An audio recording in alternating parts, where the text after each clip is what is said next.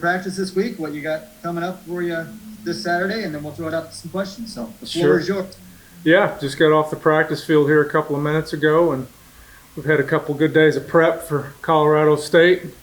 Good football team coming to town. It's coming off of a big win against a good Toledo team. But we've had a couple real good days of preparation. Tomorrow, as you guys probably know, is a day off for the guys, and then we'll be back Friday to try to tune things up and get ready for Saturday. So we'll be anxious to get back into Kenneck and be in front of our fans again and be ready to go. Looking forward to it.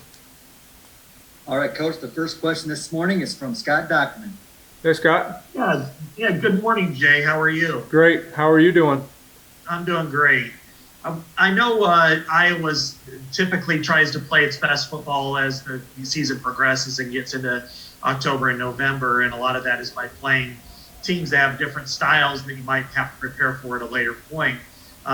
It seems like Colorado State is somewhat like Wisconsin in the way it runs its Power O and a lot of pulling. How do you feel like your defensive line can compete with that based on what you've seen thus far, and how will this help you as the season progresses? Because again, you might have Wisconsin and even Minnesota has elements of that.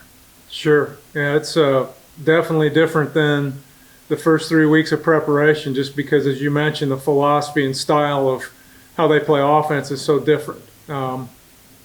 Fortunately, we see variations of versions of that from our own football team. Not exactly like it, but somewhat like it as we, work against our offense during training camp and the little bit that we do once the season gets going. So we're built for it. The biggest thing is, though, is we haven't been in a game situation against a team that plays that style of offense. So it's going to be new to the guys. We've talked about it, prepared them for it, obviously practiced against their plays. Now we've got to make sure that we're able to go out there and do that. But for a group of D linemen that's relatively young in terms of the guys that are getting into the game and getting reps, it's going to be a challenge fundamentally, technically, for them to learn to play, with the right kind of leverage and pad level and hand placement and all the things you got to do against a hard-run football team like Colorado State. Coach, the next question is from Tom Kakert. Hey, Jay. Hope you're doing well. Good, thank you. Last year was kind of a weird year for you guys from a recruiting standpoint. I know that's part of your job to get out and see guys, and you weren't able to do that. How helpful has it been for you to be able to get out to high school games on Friday nights now and get to evaluate players in person? That's great. We've been out several times now, and we'll continue to go out. And you just can't really put a value on what it means to go out and do a live evaluation, have that opportunity. As you mentioned, last year was all really looking at huddle films and, things that guys would send in, personal workouts or what have you. Everything was digital or video.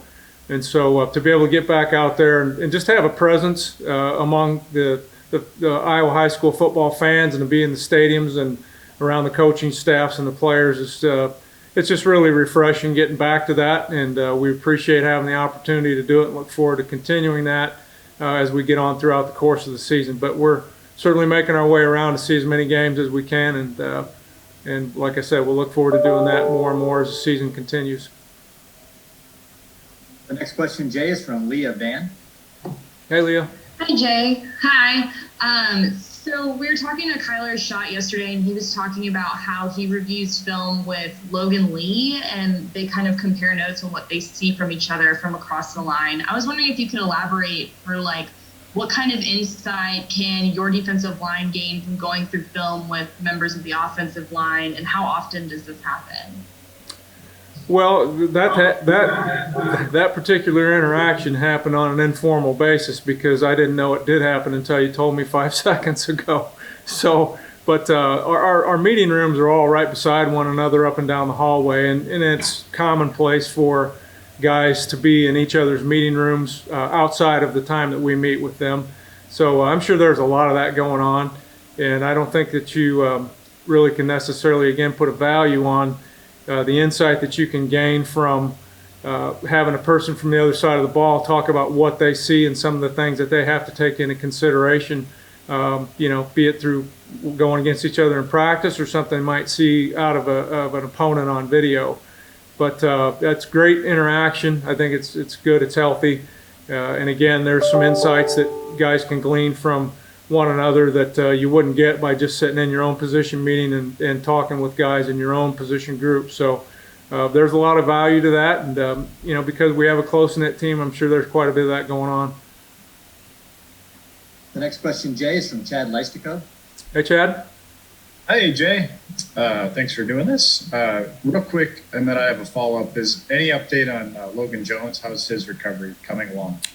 Coming well. He just transitioned back into practice a little bit last week, not in pads, but then this week he's actually done everything. He's been out there in the same equipment as everybody else, going through all the same drills, doing everything, and so far so good. He's got along real well.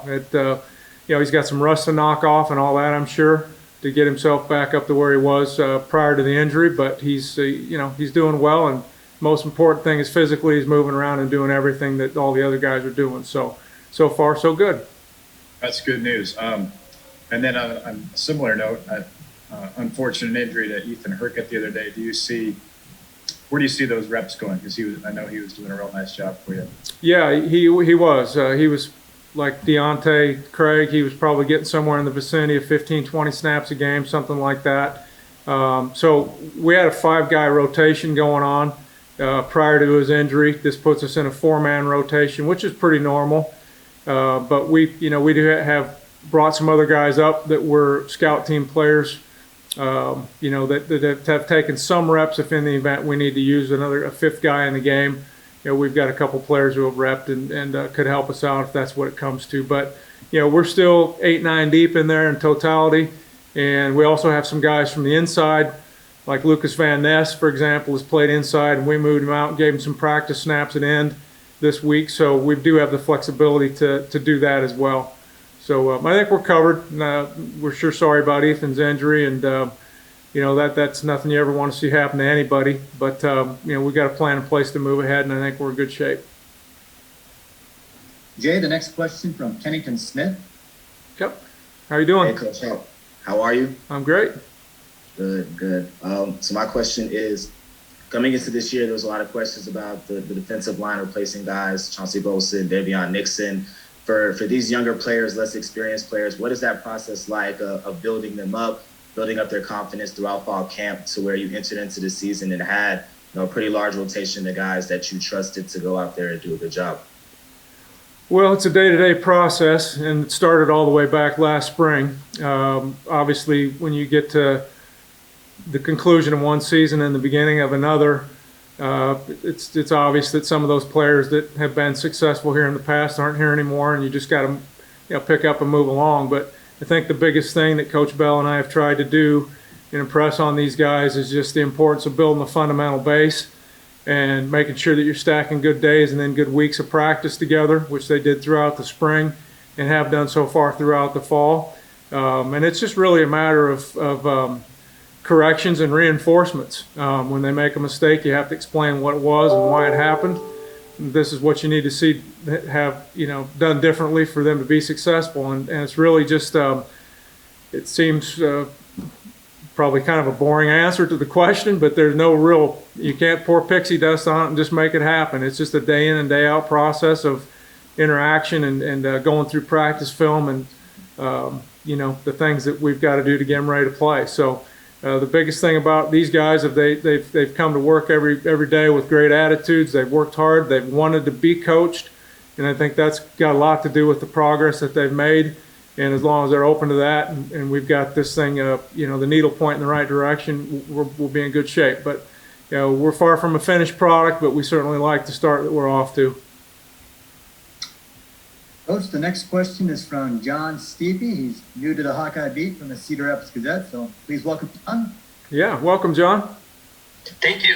Hope you're having a good one. I am. So what have you seen? You were mentioning Lucas Van Ness earlier. What have you seen from him in the first 3 games? Well, he's a unique guy physically because he has really good length and size, but he also runs very well for someone who's built like he is. He's got good explosiveness. He's even being used on some special teams at 6'5" and 265 or 70 pounds. He's fluctuating somewhere in that range. So he's got really good movement skills for a guy his size. And frankly, once he gets a few more years in the system with the weight program and so forth, he's going to grow into be even a bigger guy, obviously, than what he is right now. But a real student of the game. Again, like these other guys, very coachable, hardworking, and his best football is certainly out in front of him. But he's got a good knack for rushing the passer, and he's obviously made his presence felt there with a couple sacks and some good production that way. But he's also coming along well in the run game, and like with all these young guys, it's just a day-to-day process of trying to improve. Next question, Coach, is from Scott Document. Yeah.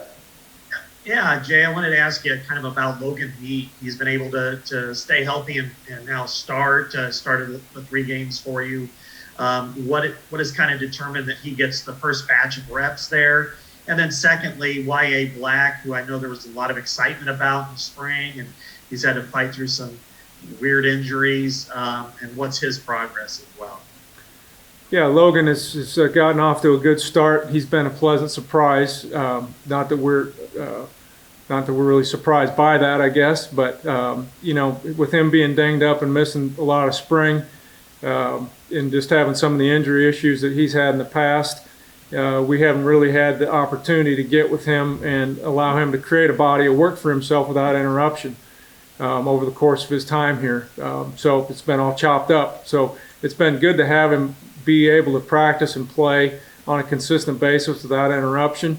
And I think that what he's doing out on the field is just a byproduct of the fact that he's had those built-up repetitions and stacked days and weeks that he's been able to build on everything without getting sidelined. So we're happy with where he's at, and he's doing a good job. Because of YA's injuries and some of the things that he dealt with, he just that put Logan ahead of him coming out of the gate, because YA really wasn't even ready to play until we were deep in training camp from an injury recovery standpoint. So he was a little bit behind and is fast catching up and doing a good job, obviously getting some snaps in the game.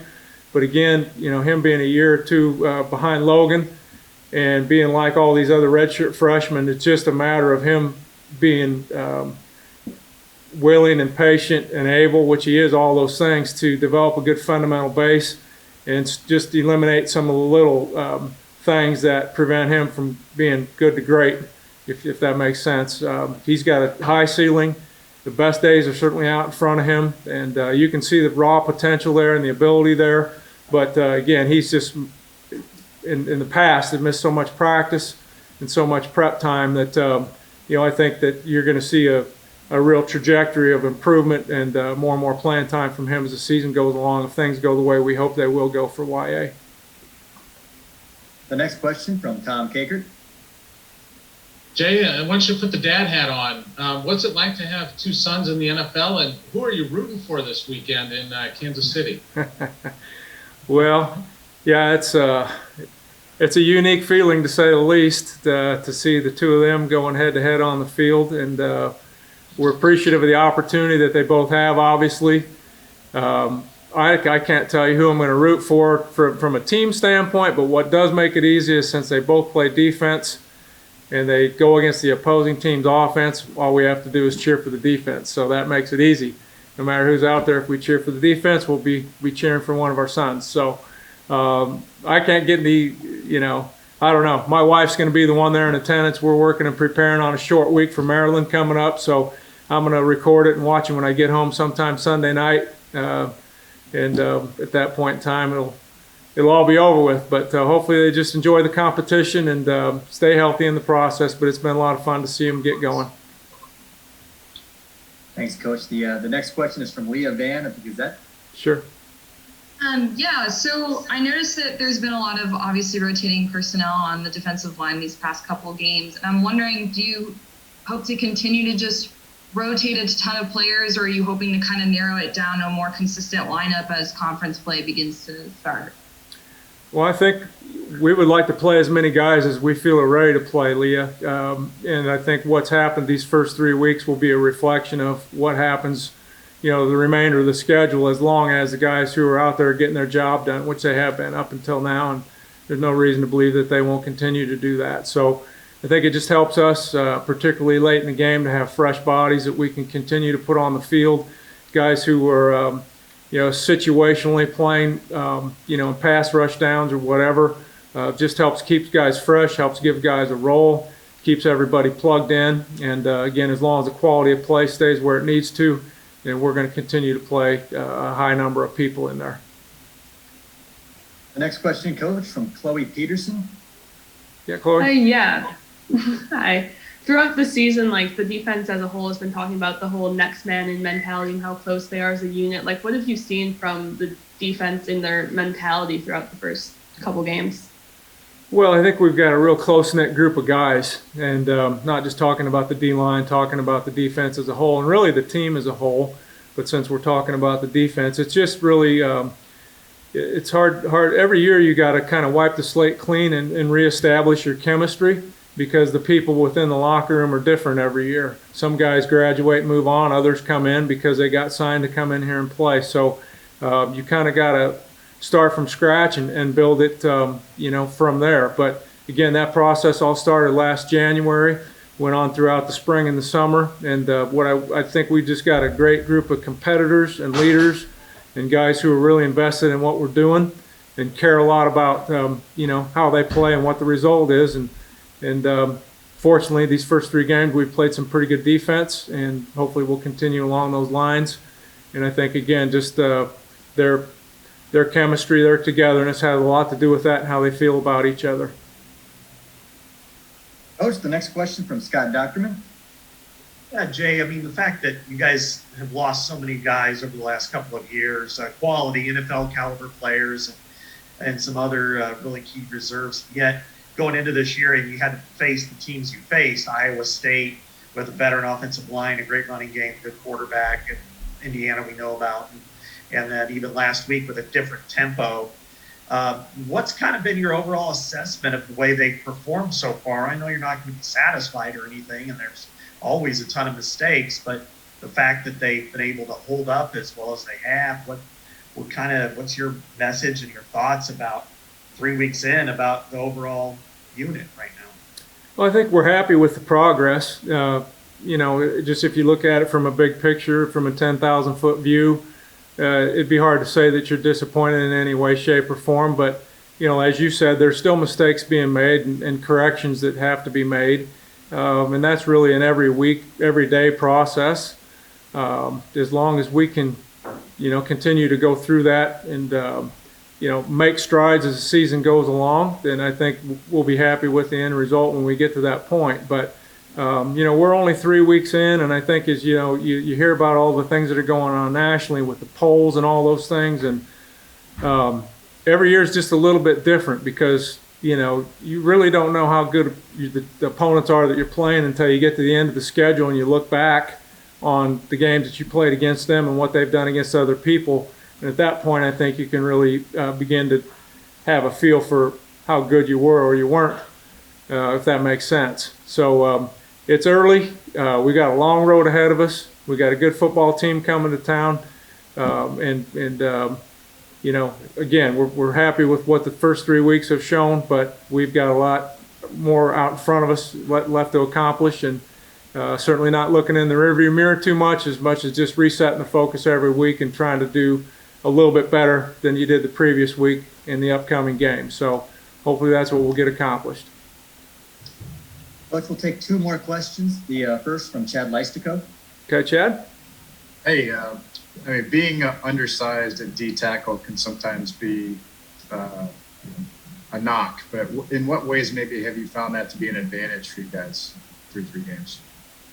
Well, we're never going to be the biggest team when you look at the 2 deeps, probably in either line for that matter, offense or defense, but hopefully we have guys that bend a little better, maybe a little bit more athletic, maybe have a little bit better movement skills, some of those types of things, and I think that's where we really maybe are different than some other teams. Those things are real important to us in terms of line play on either side of the football.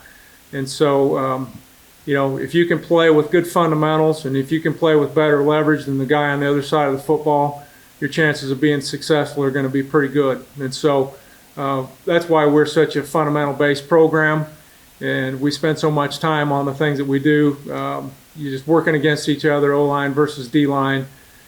Vertical leverage, horizontal leverage, which is basically pad level and hand placement, and all the fundamentals that go along with that.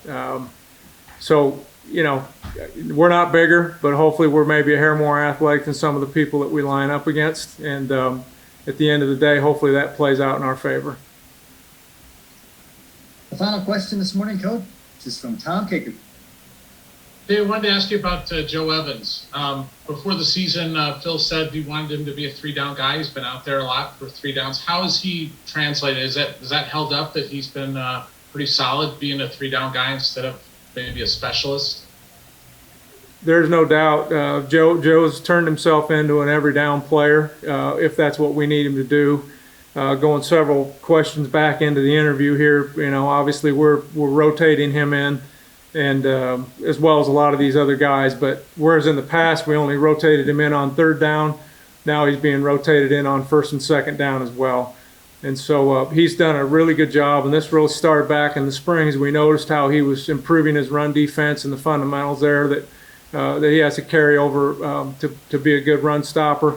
Those things were happening for him. He's continued to make strides in that area, and in the first 3 games that we've played when he's been put in those situations, he's done pretty well. So we're happy with that. He's become more versatile, and for that, it just increases his playing time and his value and all the things that we're looking for him to do. But to his credit, he's worked really hard at it. It's been very important for him, I know on a personal level, to make those improvements, and so I'm happy for him, and we're looking to see him continue to have success in that area, not just in the pass game.